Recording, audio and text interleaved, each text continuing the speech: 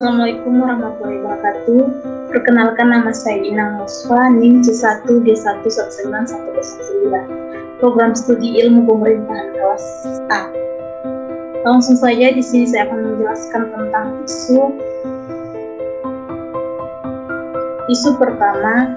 Kejari Buton sita duit 3,2 miliar dari kasus dugaan korupsi Perumdam di Buton Tengah. Kejaksaan Negeri Buton berhasil menyelamatkan uang sebesar 3,2 miliar lebih yang disita dari dugaan tindak pidana korupsi di Perusahaan Umum Daerah Air Minum Oenolia Kabupaten Buton Tengah tahun anggaran 2020. Dari kasus itu juga, Kejari Buton telah memeriksa 17 orang saksi yang menetapkan 2 tersangka masing-masing berinisial M yang menjabat Direktur Utama Perumdam Buteng dan TT Direktur PDAM Kabupaten Buton Selatan, sekaligus tenaga ahli Perumdam Buteng. Lanjut, sebelum M lebih dulu dinyatakan tersangka 2 pekan lalu, sementara TT baru menyusun kemudian setelah adanya pengembangan kasus oleh tim Kejari Buton. M sendiri belum ditahan dengan alasan kooperatif kepada penyidik dan mengaku perbuatannya sekaligus telah mengembalikan uang sebesar Rp1.400.100.000. Sementara TT dianggap ikut adil besar dalam kasus tersebut. Misalnya, dia berperan aktif membuat konsep penyusunan pembentukan PDAM, kemudian sebagai tenaga ahli juga melakukan survei potensi air bab kegiatan penyelidikan bawah tanah. Menjadi fasilitator pemesanan barang kepada beberapa pihak dan memberikan dokumen penyusun RAB. Lanjut, termasuk penerimaan pemberian uang yang telah dianggap tidak sah 300 juta dan beberapa barang lain yang telah mampu diungkap tim penyidik.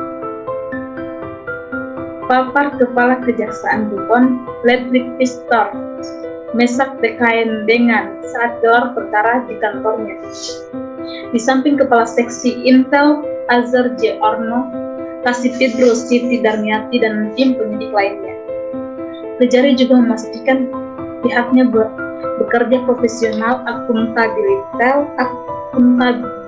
akuntabel, komitmen, edukatif, dan melayani.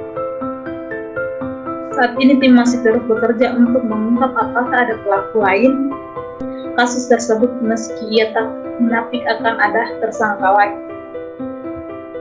Lanjut, ia juga meminta dukungan penuh dari semua pihak, khususnya masyarakat Kabupaten Buton Tengah, sekaligus ini menjadi efek jerah bagi siapapun yang berniat dan hendak melakukan hal yang sama untuk tindak selanjutnya.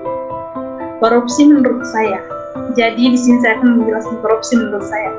Korupsi adalah suatu kejahatan untuk memperkaya diri sendiri maupun orang lain yang dilakukan secara melawan hukum akibat rasanya ketidakpuasan yang dapat merusak atau menghancurkan semangat pembangunan bangsa yang adil, yang dapat menyengsarakan rakyat. Berdasarkan hal tersebut terlihat bahwa begitu kejamnya tindak pidana korupsi. Untuk memberantas korupsi harus membenahi sistemnya sedemikian rupa, karena dengan sistem yang baik, orang yang jahat pun tidak dapat melakukan korupsi. Lanjut, isu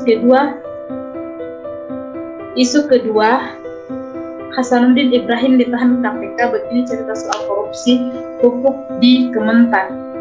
KPK menahan mantan Dirjen Hortikultural Kementerian Pertanian Hasanuddin Ibrahim.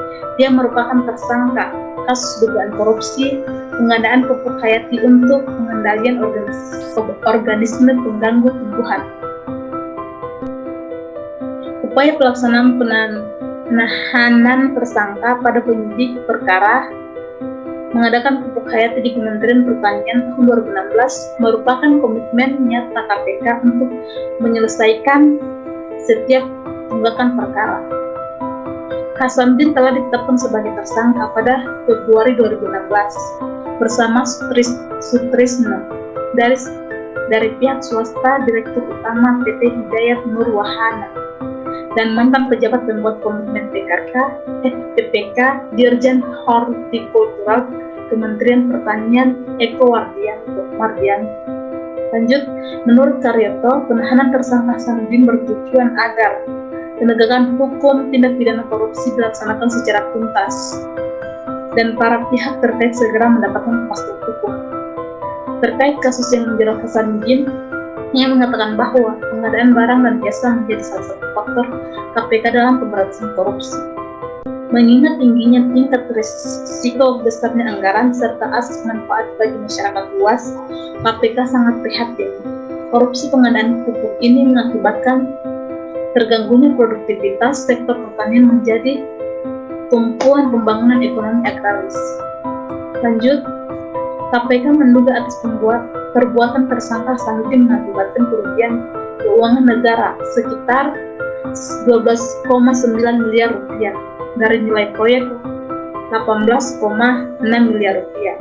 Atas perbuatannya, Hasanuddin disangkakan melanggar pasal 2 atau pasal 3 Undang-Undang Nomor 31 Tahun 1999 tentang pemberantasan tindak pidana korupsi, sebagaimana telah diubah dengan Undang-Undang Nomor 20 Tahun 2001 Pasal 55 Ayat 1 KUHP. Kasus ini bermula dari aduan masyarakat petani sepanjang tahun 2015 sampai 2012. Proyek ini bertujuan memberikan pupuk hayati mikro kepada masyarakat sebanyak 225 ton untuk 14 kabupaten. Nilai proyek sebesar 18 miliar rupiah dan dugaan kerugian negara lebih dari 10 miliar. Lanjut, dugaan adanya korupsi terendus dari tindak tertentunya standar pupuk hayati sebagaimana diamanahkan Peraturan Menteri Pertanian Nomor 3 Tahun 2011. Dalam peraturan itu disebutkan bahwa kandungan zat spora di bawah standar mutu yang hanya 0,1 sampai dengan 0,3 spora per gram. Idealnya kandungan dalam pupuk hayati itu harus minimal 10 per gram. Namun ketika diberikan kepada petani, kadar yang terkandung dalam pupuk tidak memenuhi standar. Dalam proses ada penggelembungan harga yang tidak sesuai dengan spesifiknya pengadaan pupuk hayati itu. Jadi, menurut saya korupsi sangat merugikan satu negara. Dan yang paling dirugikan di sini adalah masyarakat. Seharusnya orang yang melakukan korupsi dibasmi tuntas dan mendapatkan hukuman yang berat.